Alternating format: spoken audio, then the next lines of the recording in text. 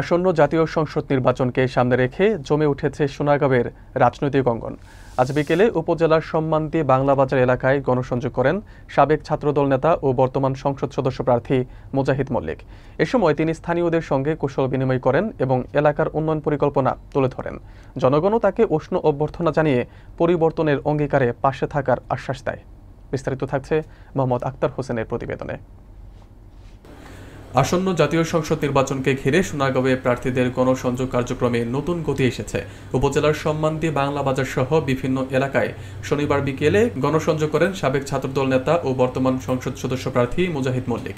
তিনি সাধারণ মানুষের সঙ্গে দেখা করে তাদের খোঁজখবর নেন এবং উন্নয়নমূলক বিভিন্ন প্রতিশ্রুতি তুলে ধরেন। স্থানীয় বাসিন্দারা জানান, মুজাহিদ মল্লিকের মতো তরুণ নেতৃত্ব এলাকার উন্নয়ন ও পরিবর্তনের জন্য আশার আলো।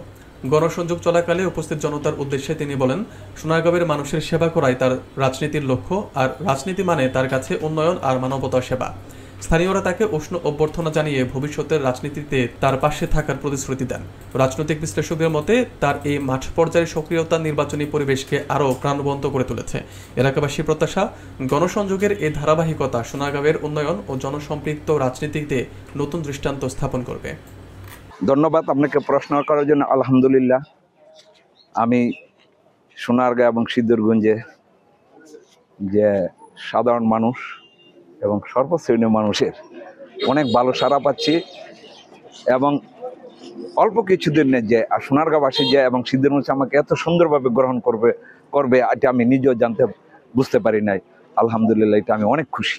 যারা ভোটার আছে তারা তো অলরেডি আপনার সোনারগাঁ এবং সিদ্দুরগঞ্জে তারা আমার নিয়ে আলোচনা করতেছে এবং বলতেছে যে আমি যে শুনি মানুষের কাছ থেকে বা সাধারণ মানুষ বলতেছে যে না, উনি একজন ভালো মানুষ, যোগ্য মানুষ, আমরা ওনাকে চাই। এরকম কথাবার্তা সারা রাস্তাঘাট, বাজার, বন্দর সব জায়গায় এই আলোচনা হচ্ছে, স্কুল কলেজ সহ সব জায়গায়। ছাত্রদল দিয়ে আমার রাজনীতি শুরু, কিন্তু আপনাদের যে আমি কিন্তু তৃণমূলের রাজনীতি করি দীর্ঘদিন ধরেই। এই তৃণমূলের রাজনীতি এবং রাজনীতির সাথে জড়িত দেখেই আমি কিন্তু জামপুর ইউনিয়নের সভাপতি এবং সোনারগাঁ থানার 1 নং সহসভাপতি হিসেবে দায়িত্ব পালন করতেছি।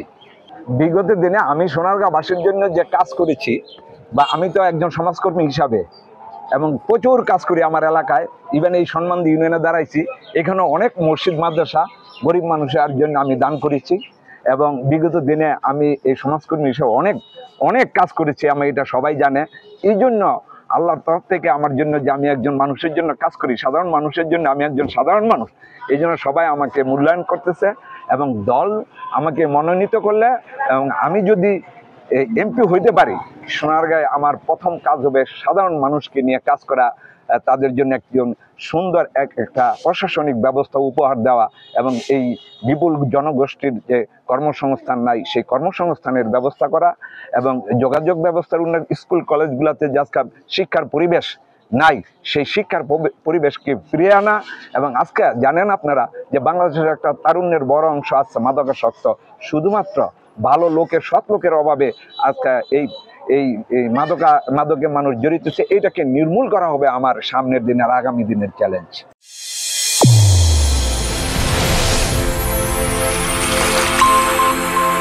চ্যানেল A1, হৃদয়ের স্পন্দন।